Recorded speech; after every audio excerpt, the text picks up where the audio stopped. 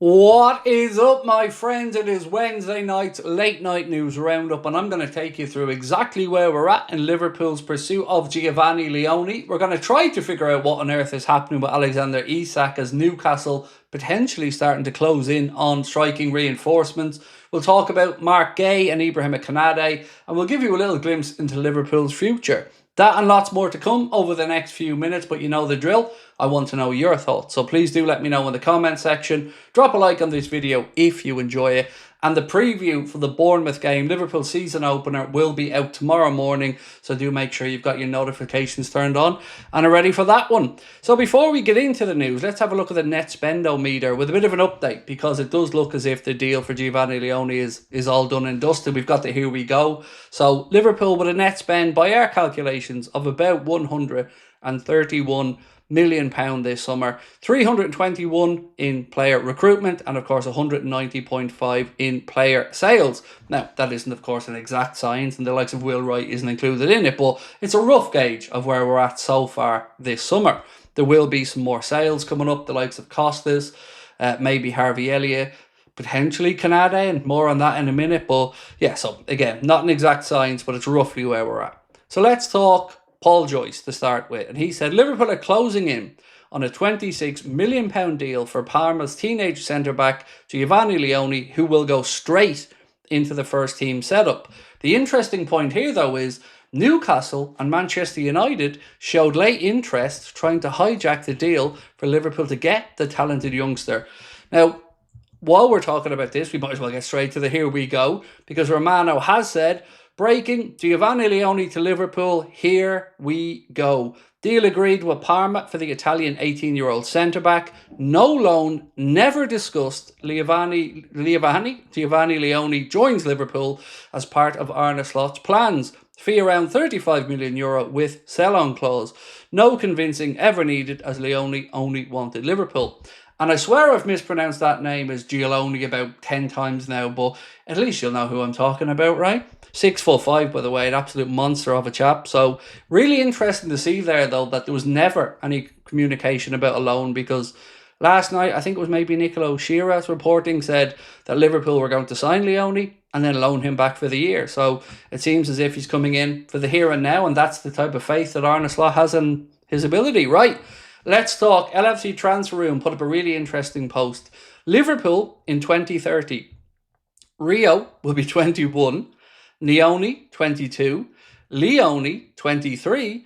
Doak, if he's still here, 24. Bajcetic, 25. McConnell, 25. Milos Kerkez will be 26. Conor Bradley, 26. Florian Wirtz in 2030 will only be 27. Harvey Elliott, 27. Ugo Ekitike, 28. Ryan Gravenberch will also be 28. Curtis Jones and Frimpong, 29, along with Soboslai and Mamardashvili.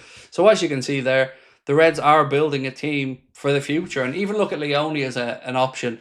In 10 years' time, this kid will still only be 28, in his prime as a centre-back. It could be phenomenal here.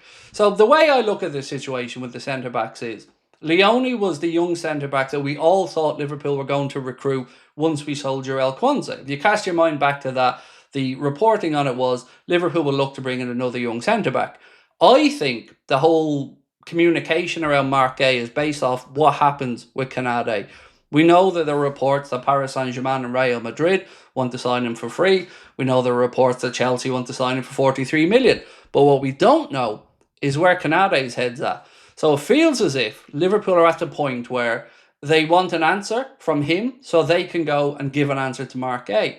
Now, the question I don't know the answer to is, would Liverpool be willing to keep KONATE for another year if it meant they got Mark Guéhi for free in another year? I don't like the idea of a player walking out the door for free, particularly in their prime, and extra particularly if it's going to Real Madrid. So for me, if KONATE and Liverpool cannot agree an extension, my preference as a fan would be a sale this summer and then go and buy Mark Guéhi.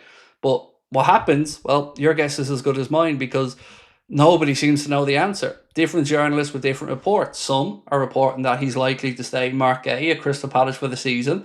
Others that Liverpool are very close to a deal. So truth is, I haven't got a clue, but your thoughts on it in the comments, very much welcome.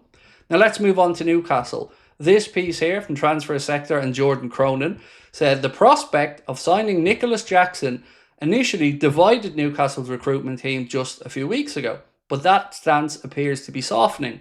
He is emerging as one of the leading candidates to replace Isak should Liverpool make a move for him. Now, Liverpool won't make a move for Isak until Newcastle basically tell us they're ready to listen and they're ready to get into a proper communication. So if we see a deal for Nicholas Jackson starting to happen, that's a very good indicator for me that Liverpool will then move on to actually go to sign him. What Liverpool don't want to happen is a repeat of the last time where Newcastle asked Liverpool for a conversation, Liverpool put an offer in, and Newcastle very firmly rejected it, which confused Liverpool. So more on that in a minute, because I think, is it Ben Jacobs? Yeah, Ben Jacobs has nailed this, and I'll read it out to you in a second. Before I do, just a little word from Mohamed Salah, who's been speaking about Darwin Núñez, and this is what Mo had to say.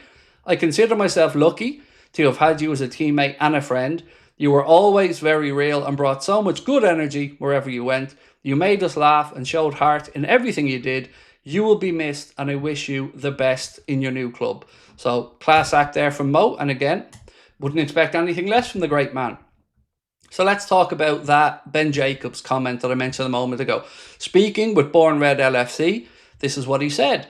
Liverpool, if they're to go back in for Isak, are only coming to collect Alexander Isak. They're not coming to be speculative. They're not coming back for a back and forth. Liverpool are only going to come back to the table if they know that Isak is happening. If there's a development club to club, I think Liverpool fans can get excited very, very quickly.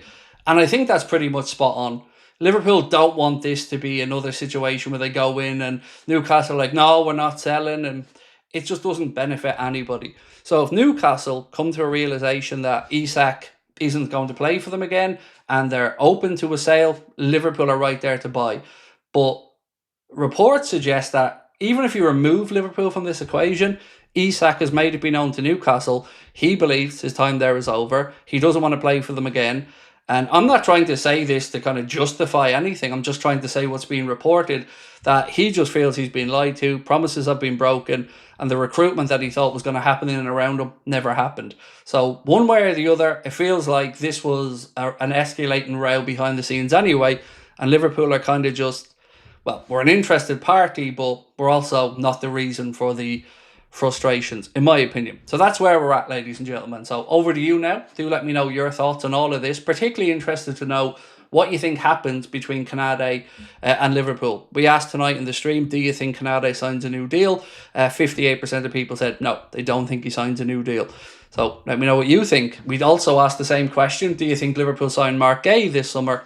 82% of people that took part in that poll said they think that we do. So that's where I'm at. Over to you guys now. I will see you tomorrow, same time, same place. Don't forget the preview for the Bournemouth game coming out as well in the morning. We'll talk to you then. Bye-bye.